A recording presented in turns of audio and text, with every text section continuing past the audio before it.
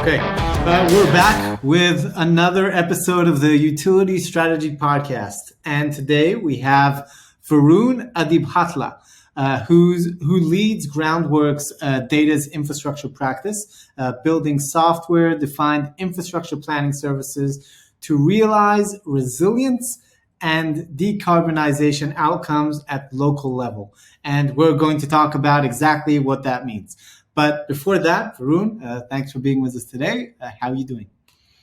Thank you, David. Yeah, thanks for having me. Doing well. It's a nice, chilly Wednesday morning in New York City. Yeah, I'm happy to be here. Good. Give us a brief. Who's Varun? What have you been up to? Tell us about your career path. Give the listeners some context for the conversation. Yeah. Okay. Well, I suppose I should say that I'm originally from South India. I've been in the United States for about 16 years now. My background really is in a variety of subjects. I came to the States to do my master's in something called human computer interaction, or HCI, and I ended up working with local law enforcement and also some aspects of the military decision making folks to study how decisions are made in group environments. Um, and I graduated in 2008, back when when banks was like kind of in meltdown mode, almost like today. Exactly you know like today. Exactly. Yeah. Those of the past. Yeah, and I graduated then and very nervous about finding a job, and interestingly enough, I joined a bank. I think I was so junior and so green at that time that it was banks were like it was I tell young people even today, it's I mean, I say young people, but students really, because I also teach at NYU. An adjunct professor at NYU, at the Center for Urban Science and Progress. It was an interesting time to enter the workforce, and I was very fortunate to start a banking job, but it was very different from where I was coming from. And so I spent 6 years in Wall Street, and it was a bit of a roller coaster ride through Wall Street. I ended up in high frequency trading. Spent about 2 years supporting the technology infrastructure that powered high frequency trading in foreign exchange currencies, where decisions to move billions of dollars took microseconds, milliseconds. But it was interesting. All the infrastructure that it's based on is very hidden, and it's a very interesting story. And I will recommend a movie for your audience members. It's called The Hummingbird Project, that talks about how a fiber line was laid in a straight line from New York to Chicago. But yes, so I was spent those years in Wall Street, and I had a bit of a change in conscience. I read some books by Michael Lewis that made me kind of rethink my banking career, and kind of shifted my attention from Wall Street to Main Street, as I like to say. I mean, it's kind of it's a joke, but I literally, that was the pivot I made. Because back in that time, big data was the buzzword, and everybody was doing big data, and I was trying to find how I could get into the big data space. And I found this NYU's Center for Urban Science and Progress doing a very interesting master's program that combined data science and urban planning and urban operations in an interesting way. So that was 2014, and since then I've been in the urban technology kind of domain. And to round off that story, I don't want to talk too much about this, but I started a nonprofit at Cusp, along with some classmates, called Applied Research in Government Operations. We're all very sort of romantically thinking about smart cities and how technology can like improve smart cities. It was the time when people were thinking about autonomous vehicles and smart roads and sensors all over the place.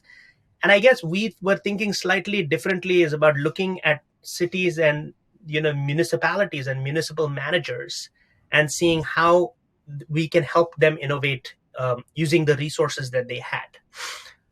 instead of kind of leaving the innovation to some external entity, how we could build these innovation muscles inside the city, right?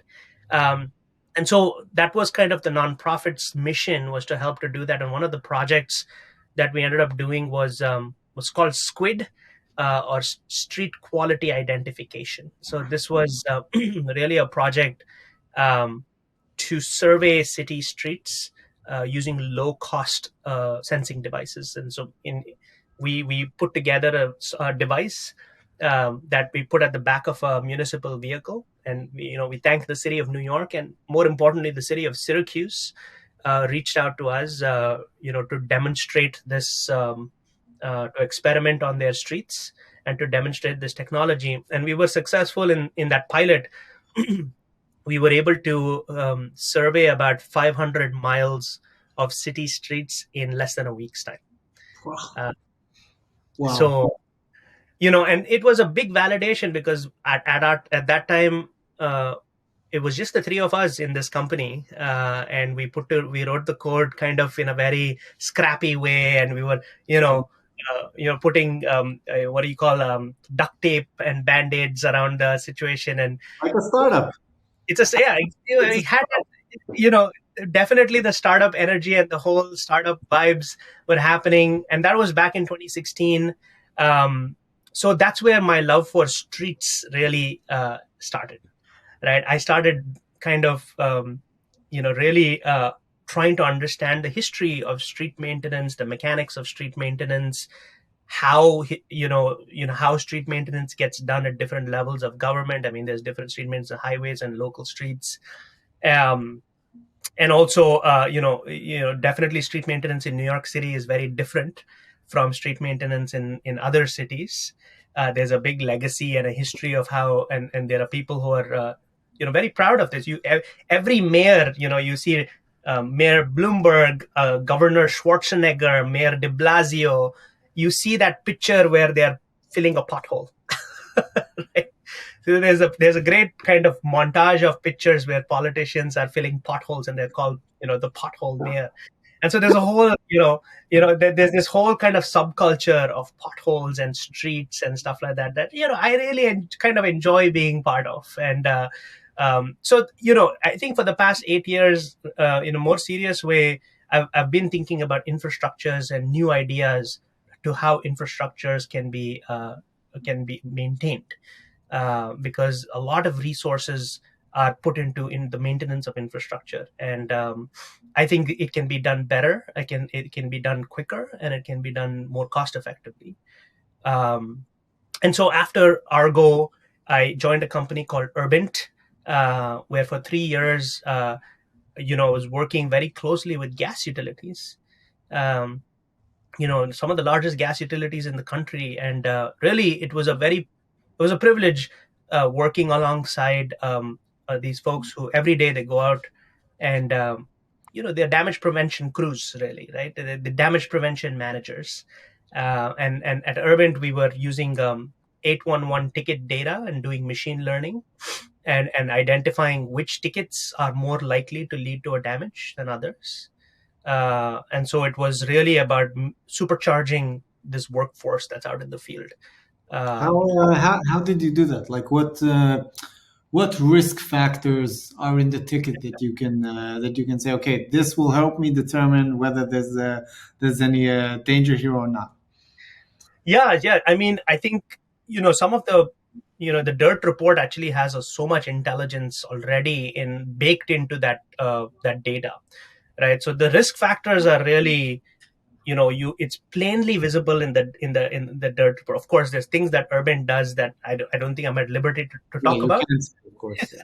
But it comes down to a kind of a set of factors that involve human behavior, right? Of course, experience of the excavator, experience of the locator. So there is a human component to that, right? But there's also like a data component to that. Is as you all are very familiar, um, the lack of data, right, is can lead to damages in a very sort of important way.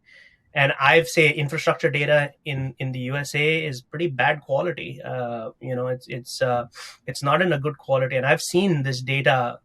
I've been in a position where I've seen a lot of utility data, You've and touched it with your and hands. yes, I've done SQL queries on it. I've loaded it in ArcGIS, and I'm like, wow, this is like the gas network of New York City from the 1850s, and there are still pipes, that are cast iron pipes from the 1850s. I remember one utility in Illinois. They very proudly display a pipe from the days of Lincoln, Abraham Lincoln. Right, it's a gas pipe from the days of Abraham Lincoln. And it's Right? active? No, it's not active. It's in their offices. Thank Right. God. It's not active. But they show it as an example of the legacy that this industry is protecting. Right, it's a very they're very proud of the work that they do, as they should be.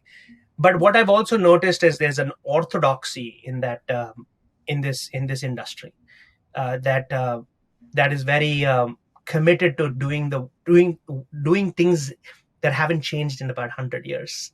And some will argue that you need to do it in this way in order to preserve the secure and reliable delivery of energy. And so as a startup that was implementing these bold new ideas in 100-year-old industry, I got to see how different managers kind of reacted to that change. um, you know so at Urbint, I spent really 3 very intense years through the pandemic, working with damage prevention managers of all stripes. Many of them would remind me that they have been doing damage prevention for longer than I have been alive. Right. I know that inexperienced damage prevention specialist has 10 years of experience. I've heard that sentence. Right. Right. But it's also so I it's kind of interesting to see, because some damage prevention managers absolutely embraced innovation and change, right? And you know uh, I know those people. I mean, I remember those people, and they are people who absolutely believe that they have to think differently in terms of how to take on the challenges of the future, right? And now it comes to my work at Groundwork is really what is bringing kind of bringing a kind of 21st century thinking to infrastructure planning, right? And our you know it's kind of the 21st century, or at least the next even the next 10 years demands that we make certain changes in how we think about infrastructure planning, right? Because the goals are very sort of clear in front of us. It's like we need to decarbonize, and we need to make our infrastructure more resilient in very meaningful ways. And utilities are, I mean, unfortunately, their thinking has not adapted to that challenge largely. And so Wait, we, I want to break that down for the audience. Let's talk about resilience and let's sure. talk about decarbonization, because for a lot of people, those are just buzzwords. So now we need to talk about how we make those practical. How does that fit into the day to day of anyone who's indulging in the challenge of subsurface utilities? Yeah, thank you for prompting it that way. I'd say the one dig that has the multi-generational return on investment is the dig where you are rehabilitating sewer and water pipes, and you are undergrounding electric, and you're putting fiber into the ground and in the same dig, right? So it's kind of you know the perfect dig in some ways, right? Is one that is on a street where uh, it has an aging sewer and water pipes, maybe even lead pipes, right? And you see this in a lot of Michigan streets that have a lot of lead water pipes and kind of leaky sewer pipes. Uh, and on top of that, you have a gas infrastructure that has to reduce in some meaningful way. And then you have poles, electric infrastructure that are on poles that keep coming down because of storms, right? and then you have a community that doesn't have cheap internet or doesn't have fast internet, right? So really resilience from that street's perspective is really how do you provide resilience for the people living on that street, uh, right? So and it's not about it's less about the infrastructure. It's more about putting the human being in the center and saying how can this infrastructure serve these people over the next for the next generation, right? And so that's how I define resilience is being able to serve the public with an infrastructure that is not toxic, right? um, I mean, of That course, and also allows them to be the best versions of themselves, and that kind of glorified way is like providing cheap and fast internet, uh, right? So, and the real sort of challenge here is all these things are happening in silos right now, right? So the water and sewer upgrades are happening in a silo. The gas and electric debates are happening in their own silos. The fiber is happening in its own silo. The broadband of the broadband efforts, and the sort of challenge there is that each of those, like 90% of that work is trenching, right? And I mean, I wouldn't say 90%. 90% of the costs of that based on the data that I've seen at least, is digging up the road, like opening a trench, digging up the road, doing all these activities, and then closing the trench. And the reality of today's infrastructure is that we're doing it 5 times, right? To do the to kind of put in the same infrastructure, which is a very slow way of doing it. It delays progress, right? So to answer your question, I'd say to your post on LinkedIn of why is New York always under construction? Because we have the gas lines coming to do the maintenance and repairs, and then we have the water and sewage coming to do the maintenance and repairs, and then we have the electric, and we have fiber or whatever it is. But it's yeah, just, and it never ends. Like you see the same trench open 12 months a year. exactly. And here in New York, it's kind of we've kind of tuned that noise away, right? It's kind of part of city life. We've kind of normalized dysfunction in a way. And I'm kind of challenging that and saying, no, this is not normal, right? And there should be a new normal. And what does the new normal look like? It involves sharing data. It involves having us. It involves transparency to some extent, right? To a reasonable extent, right? It involves using new technology in responsible ways, right? I think there is whenever it comes to technology implementation, I think utilities have a certain bias towards implementing like very expensive technologies that don't scale very well, right? So I've heard stories where utilities um, like to take helicopter rides, to kind of inspect Yeah. their infrastructure, right? And when you could do that with the deployment of some sensors, right?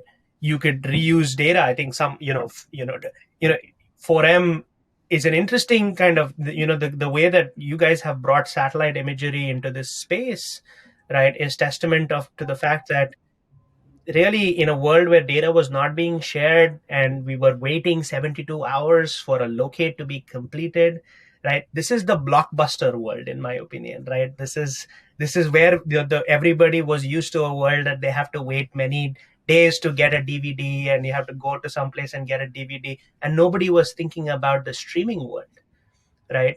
No. And so in many ways I do equate kind of 4M like innovations to the Netflix of infrastructure data, right? I appreciate you saying that. For our listeners, we did not pay Varun to say this. So But it's the kind of innovation that I think is required to help localities, to get them to think that in kind of differently, and help them, you know, help them serve their communities in a way that was not possible before. Yeah. I think that there's a story about Blockbuster that when they had the opportunity, if I'm not mistaken, to acquire Netflix, and they did research, Yeah. and the research came and said that people actually like going to the store and buying the video because they get the opportunity to see their neighbors and their friends, and there's that human interaction there. Yeah. And then I don't remember who the guys who I saw explaining this on stage, but he kind of said, you know what people like more? Sitting at home, not moving from their couch, and just flipping the switch. That's what they like much more. Yeah. So, and I think that like connecting it to the world that we live in today, 2023, that uh, I don't think we have the privilege anymore to take time to do the things that are pretty straightforward to do. I don't know, that sounded maybe a bit too high level, but it just doesn't make sense anymore that we need to wait 72 hours, 48 hours, however much it is, before we go to start dig when there's an abundance of data out there. And we had an event with Texas 811 2 weeks ago. I'm telling our listeners, you were online, of course, but our CEO gave a great example, and he said that imagine that every time you get into your car and you want to drive somewhere, you need to call a one call, right? And they need to send out a team of locators to go and mark the road between Austin and Dallas just to make sure that the road is safe. And then after they finish marking, then you can start driving. Yeah. In a world with Google Maps, Waze, or whichever navigating app you prefer, that is that you can't even imagine a reality like that. Yeah. And I'd say it's the same with damage prevention. Like it's 2023, we need to get with the program. Yes, absolutely. I love that analogy, and I'd say even my analogy was at the TSA, right? The when you're taking a flight, you're waiting in line. Of course, as a New Yorker, I will say that I'm waiting in a line is the worst thing that you could ask any New Yorker. No, Right? So we are especially, very averse to waiting in lines, right?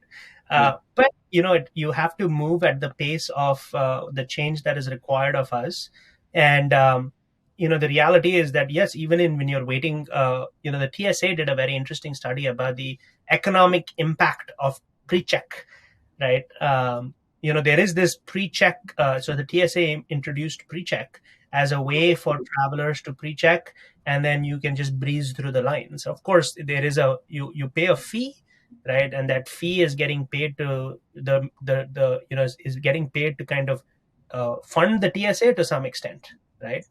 And so I think that can be in some interesting ways can be implemented in the construction in this infrastructure sector where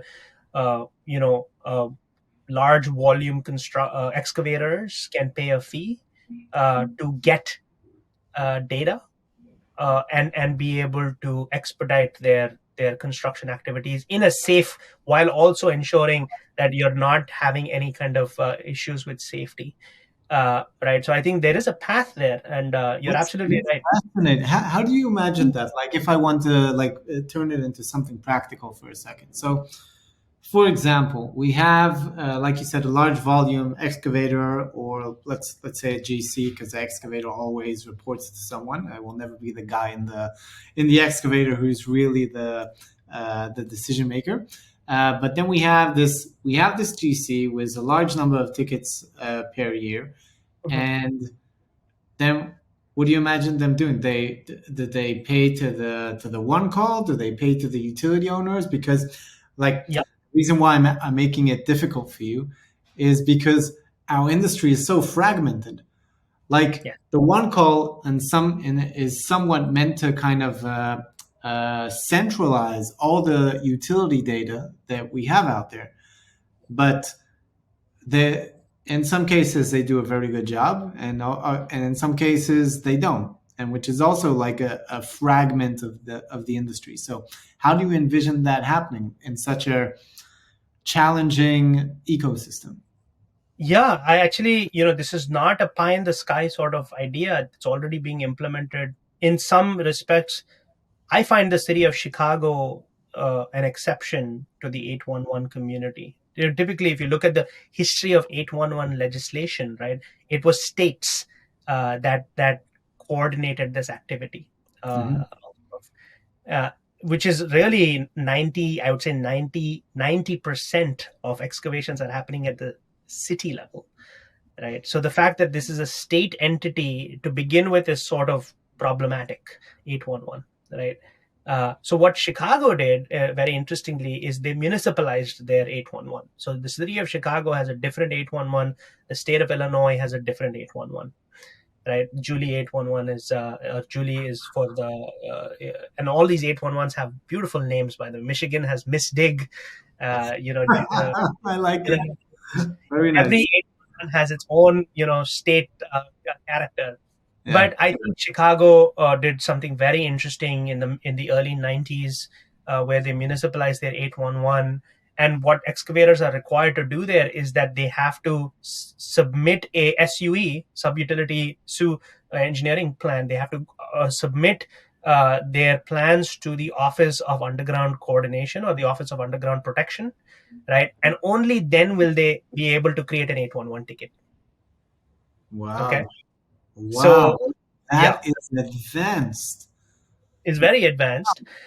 And you asked me who should I recommend as a your next guest. Sorry if I'm kind I of didn't ask you yet, but I always ask. So if we can take it now. Yeah.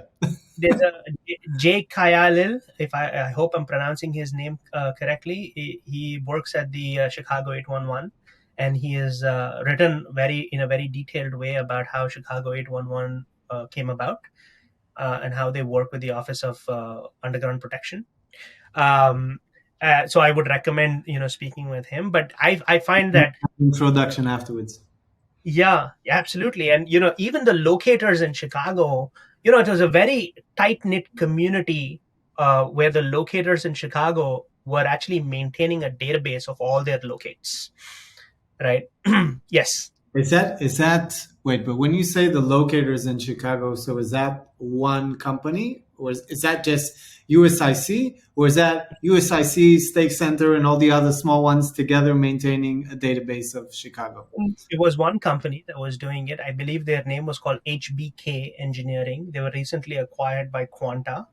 And HBK, they have these some in an interesting video out there that talk about how after every time they did a locate, they preserved the result of that locate in a database so that the next time they have to do it, they don't need to repeat those same tasks. They know, they have a clear idea of where that asset was in the ground, right? And it makes future locates quicker.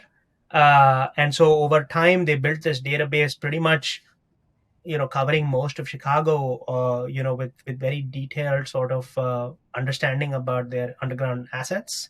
How did they do it? Like, was it a ArcGIS type of thing, or what was it? I've never been able to dig, no, well, pun intended. I, you got me. This is the. I mean, it took so this long for me to say it, but yes, I've never double clicked on the infrastructure that's supporting that. But coming back to your question about how would we manifest this pre-check sort of situation, the really it requires a centralization of asset data, right? A secure centralized repository of asset data, and then some sort of back and forth with the locators who are locating and then saying, hey, the database said this asset was in this location, but when I'm doing my locate, I find it's kind of about 2 feet lateral here. Yeah, I class. think I'm going to submit an update to this, and over time you're improving that database. With every locate, you're improving the database. Tell me, have you seen other databases like that? Like other cities doing something similar, or other organizations that have kind of said, hey, we're doing this uh, manually intensive, repetitive labor. Like we're sending out locators to the same spot time and time again.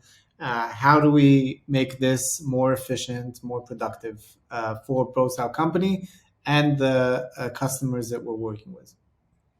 Yes. So, thank you to the late Jeff Zeiss for being this Gandalf. I don't know if you're a Lord of the Rings fan, but he, for me, is kind of like this Gandalf figure of infrastructure, right? He constantly, for years and years, he would talk about innovation and blog about it. And, somebody who was, Between the Poles. For those of you who are not familiar, go to his blog. Just Google Between the Poles. Lots of very quality content about the challenge of subsurface utilities and, in general, how to georeference them and use them in a modern day engineering environment. yeah.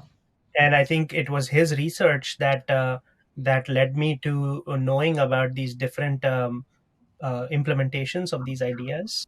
I would probably, this I may be incorrect in saying that, or I'd say the first implementation of something similar here was Japan in the 1980s with their RODIC or RODIS system, or Road Information System, where they had a centralized database. Of course, in the Japanese context, a lot of their planning is centralized and top down to some extent, in a way that's not in the United States. But the concept, the technical architecture is very clear in the Rodic system, right? Where they articulate this database of all utility and road works, and they coordinate all the utility and road works. And so once so I would encourage your audience to go and seek that paper out. I'm happy to provide it as a link after. But in the 1980s, very in the recent and right now, what's happening, the most exciting changes that are happening at scale, I would say, is in the United Kingdom, You with are.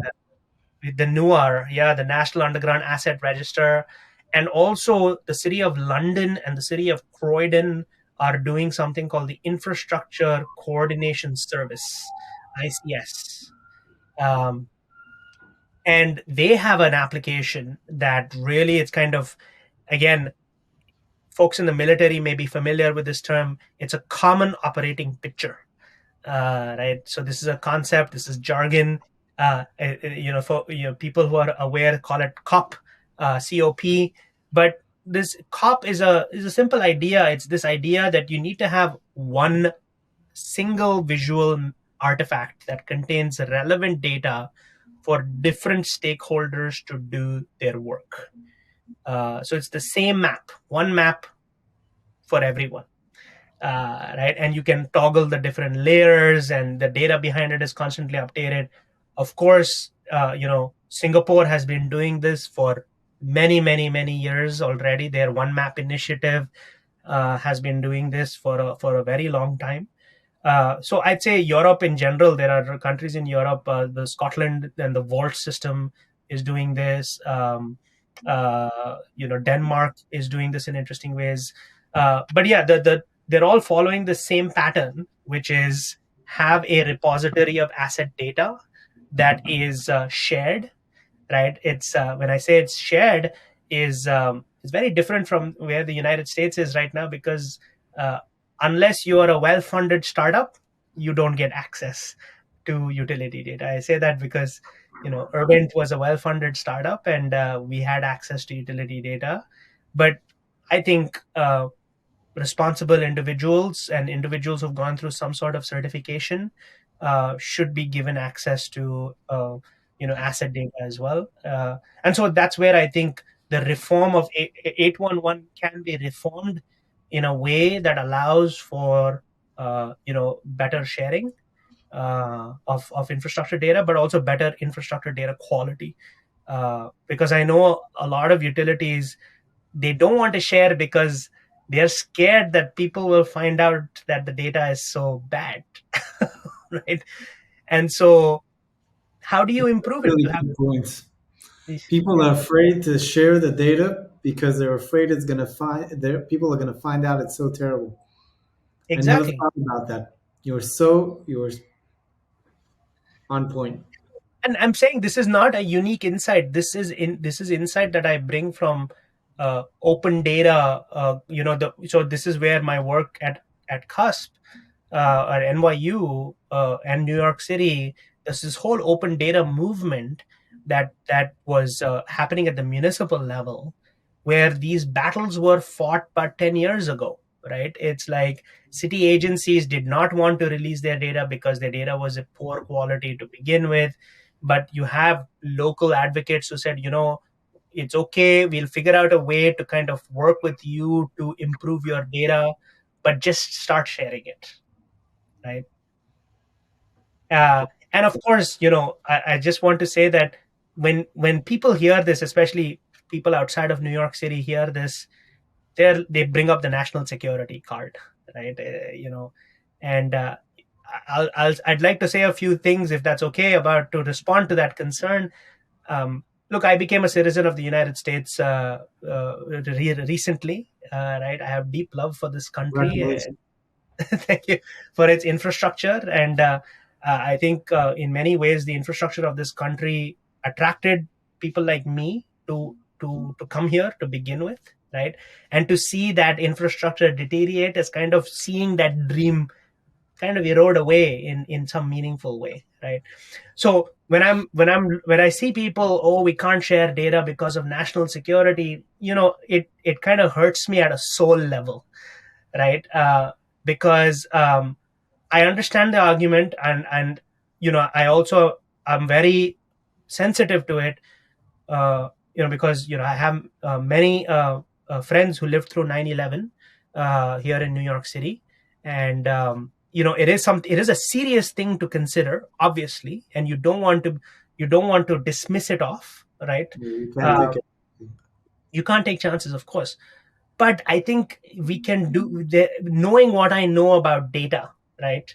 I think data can be shared in a way that is um, easily auditable, and so that you have a kind of a paper trail as to who asked for what data, and make sure that there are checks and balances in place. This is the whole reason why why we talk about checks and balances, is to enable innovation, is to allow innovation, but put some meaningful guardrails. And I think if we do that, I think that's what, when we say national security, I also want to say USIC is a company that's 50% owned by a Swiss private equity, right? So, and USIC is, and I mean, now they are 50% owned, but about 2 years ago they were almost 100% owned by a foreign entity, right? To and this is not an untrue fact, but USIC is the single entity with the most infrastructure data of the United States,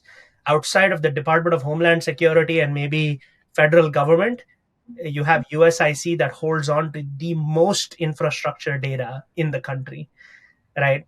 So I think people who are using national security argument need to consider that fact, right, when they say national security. And also, I'd say, another aspect of national security is we have a damage rate that in some states is ridiculous, right? And it's like 5 damages per 1,000 tickets, um, which is, Yeah. it's a that is, tolerating that damage rate is the real threat to national security, not this kind of boogeyman, sort of like scenario where somebody will log into a database, take the infrastructure, and kind of do bad things to that infrastructure. That being said, there have been cases of that. I mean, I don't want to dismiss it off and say there have. Even recently, people damaging grids. I think we Yes. had that in can't remember an East Coast state, if I'm not mistaken. But I want to add to the national security argument because 2 years ago I was at CGA, their national event in Orlando, Florida. Was there too. And, well, what? Yeah, I was there too. So we probably missed each other. We crossed each I can't remember the exact title of the event, but everyone was talking about one source of truth, one map for everyone, all the stakeholders to work on. And then they actually had a session to discuss it. And I think her name is Sarah, the CEO of CGA, and she was on stage, and she got asked by one of the GCs in the room, and he said, "But what happens if a bad actor gets their hand on this national repository of utility data?" And she answered, and quite frankly, that the data is out there. The Yep. data is not a secret anymore. It's not guarded. And even if it is guarded, it's guarded poorly. Yes. So if a bad actor decides that he wants to get his hands on utility data that is of critical infrastructure, there's nothing stopping them today. Nothing.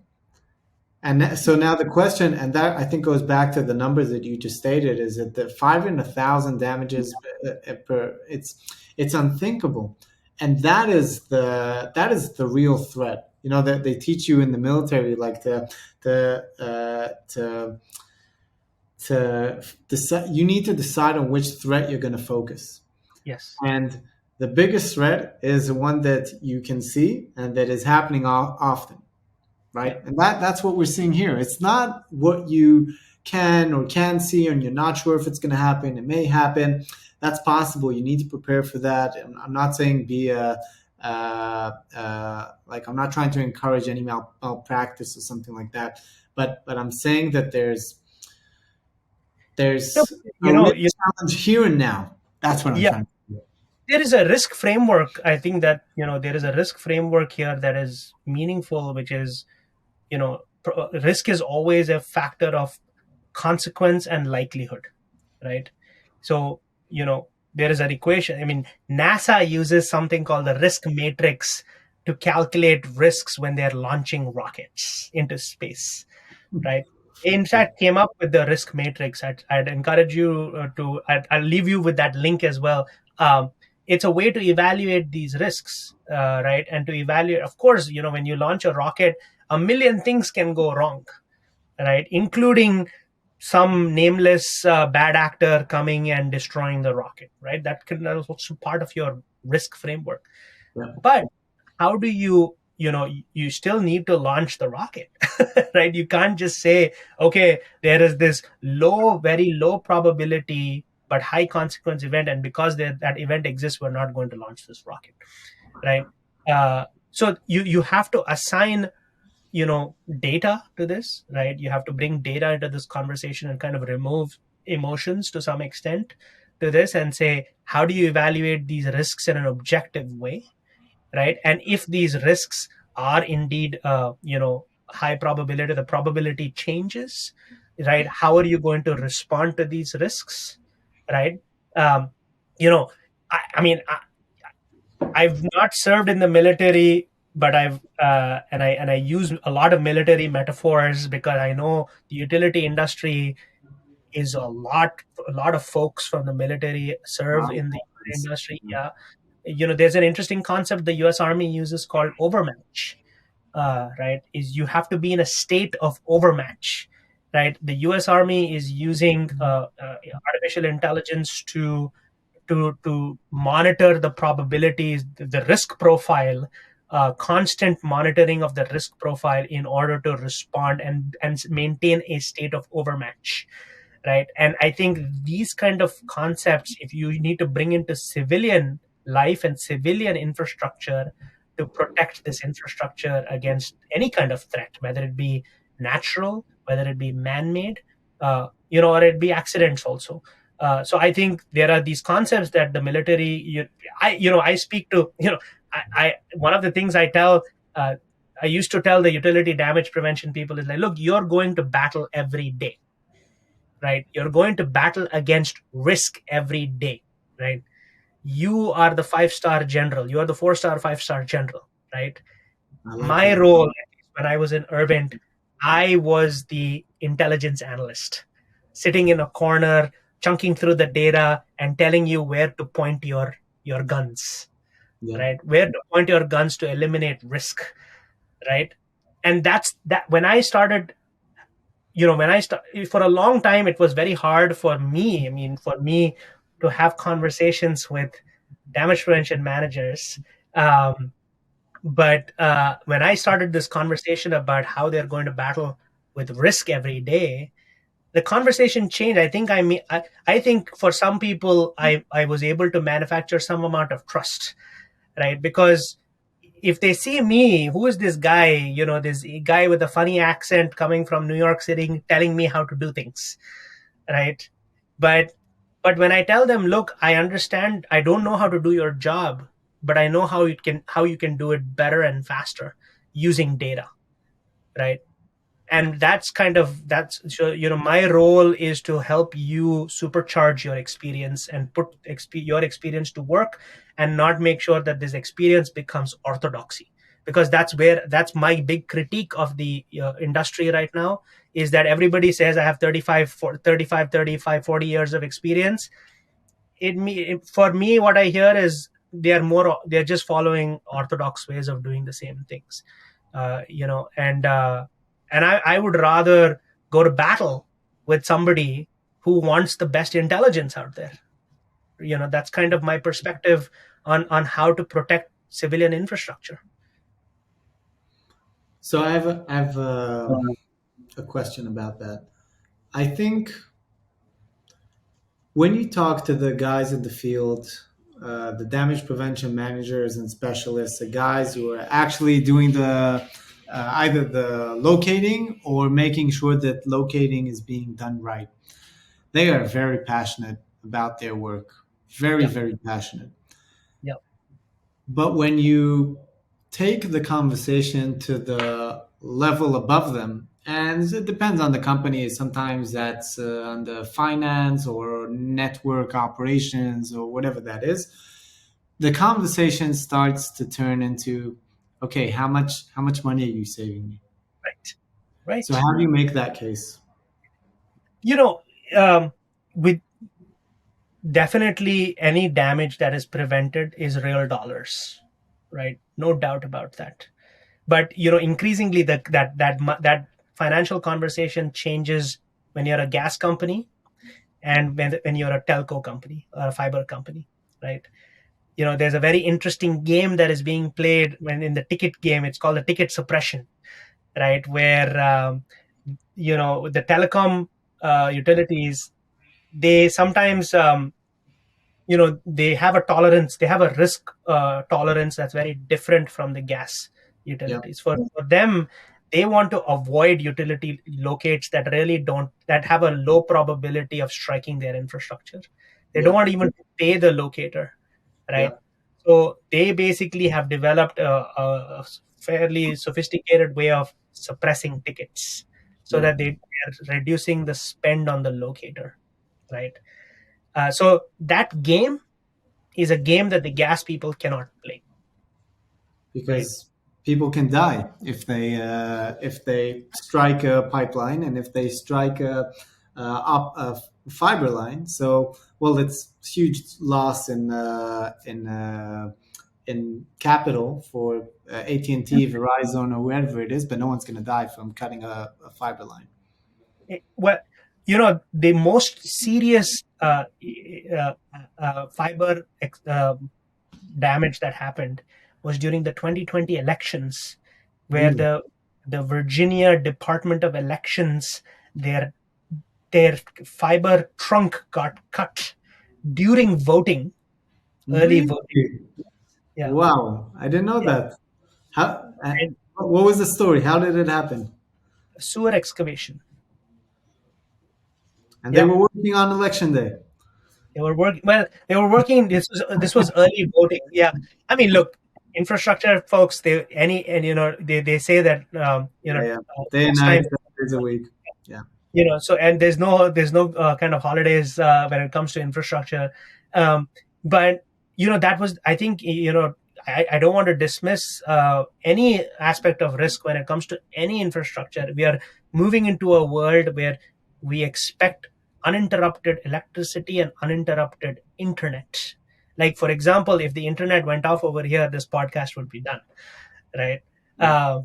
And so, yeah, but to your point about the financial costs, I think I think a lot of the financial discussion now is very much about direct costs. It's not about indirect costs of this. So there's a lot of indirect costs is not accounted for, right? So a lot of these conversations at the CFO level is happening.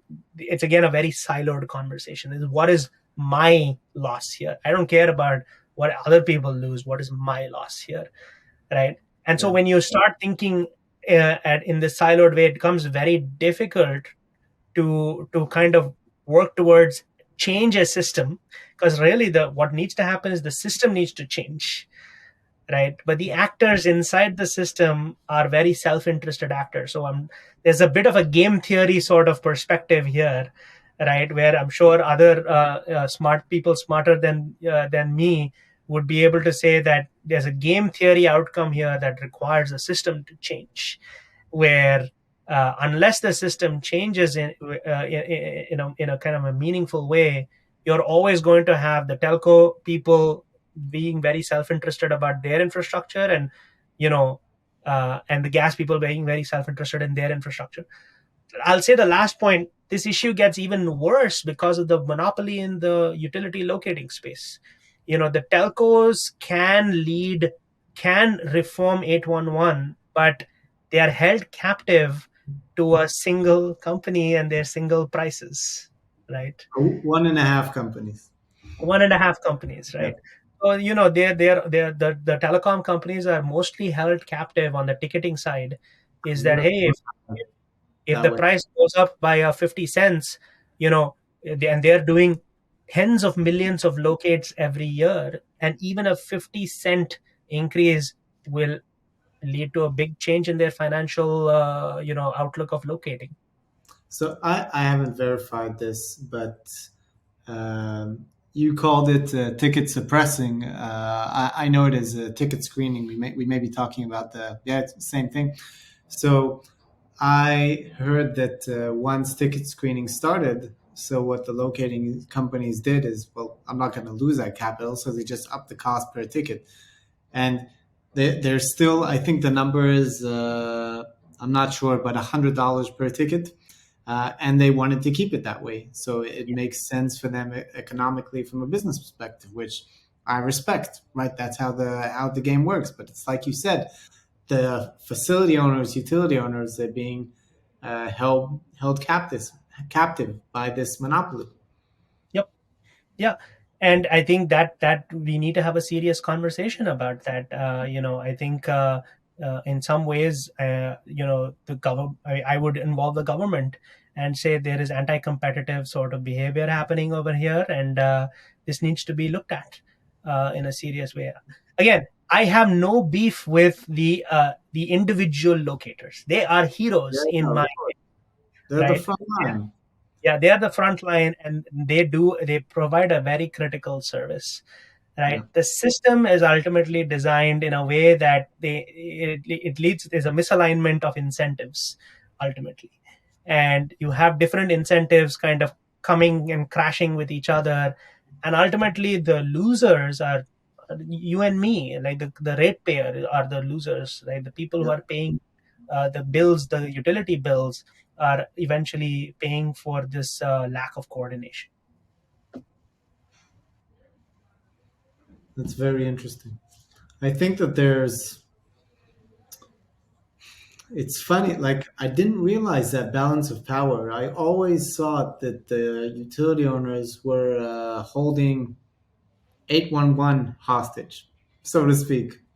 And the way that you put it is, it gives me a new perspective on the industry and what needs to change because uh, we have a system in place that was built in the 70s and 80s Yeah. for, I think, and this is my analysis and from the research that I've done to preserve the the confidentiality of the utility data so that utility owners won't be able to tell from a competitive standpoint what the other is doing. Right. And we've come to a point where that no longer makes sense because they all know what the other is doing. Yeah. And now this system is slowing them down from expanding their networks Yeah. and maintaining their networks. And the question is, who are going to be the first utility owners to say, you know what? Here's my data. Dear world, this is my data. Take it and use it as you see fit. I love that prompt, David, because I've seen that happen in the water world in California. So Really? in 2016, it's crazy how times change. 2016, California was seeing a very, very tough drought situation, right? And the nonprofit that my colleagues and I started, our mission was to get all the water utilities, and they are municipal utilities, water utilities, get them all in one room and advocate for sharing data, right? And it was kind of, I feel deja vu now because we had the same conversation. I was in a room with all these water utilities in California, and they were saying, what do we need to do to beat this drought, right? Because the governor of California at that time was basically telling the utilities, you need to reduce your consumption by 20%, otherwise the state will be dry, right? No and, water. Yeah. and really one of the solutions was, let's share data, right? And so there is this entity that I think, it's less about putting your data out there. There is this very well established entity called Data Collaborative, right? And the California Data Collaborative right now does that for water utilities. They are stewards of data, right? They make sure that all the utilities have a safe place to store their data and then do research and do interesting things with that data. It is a clearinghouse for water data in California, um, in order to do innovation and research and things of that nature. I think here's where there's an opportunity to rethink, I'll say, to rethink 811. To borrow an expression from the current administration, this is build back better. You can build 811 back better, right? I think there's a great opportunity that's Build waiting in that. front of us to do that for 811, and be stewards of asset data, as opposed to being stuck in an old way, or kind of thinking in a very limited way.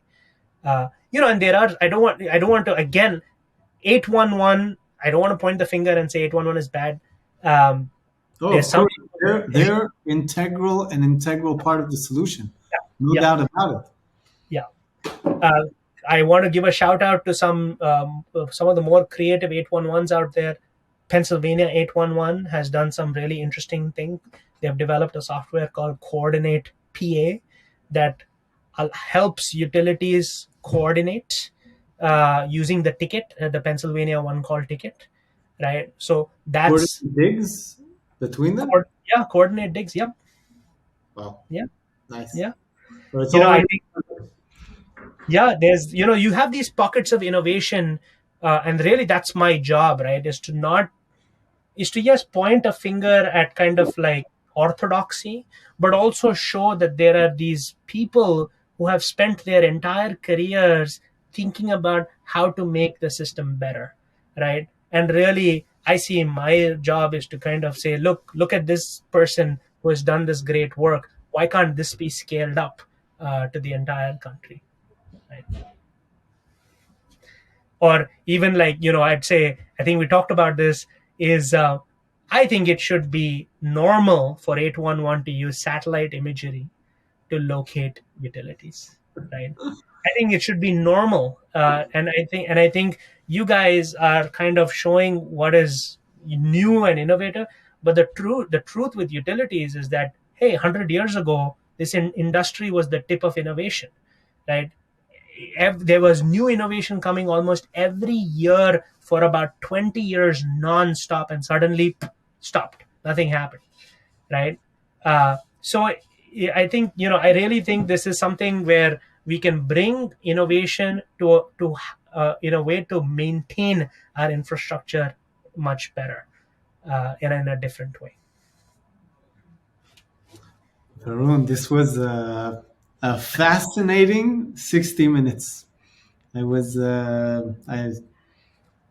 I need to do some homework. I think we're gonna have another episode because I've been writing down while we were talking different points that I need to go research and I need to go Google. But I'll end with the was the following note. You said pockets of innovation, and it's funny because I recently 2 days ago I read a 5-year old article from McKinsey, and um, they were talking about the state of productivity in construction, and they were kind of saying how the productivity in construction is flatlined, while other industries are kind of going up. Like in the equivalent, they compared it to manufacturing, which is also a traditional industry, and kind of showed how in between 95 and 2014, I want to say, I'll check afterwards, but 2014, manufacturing has made amazing strides.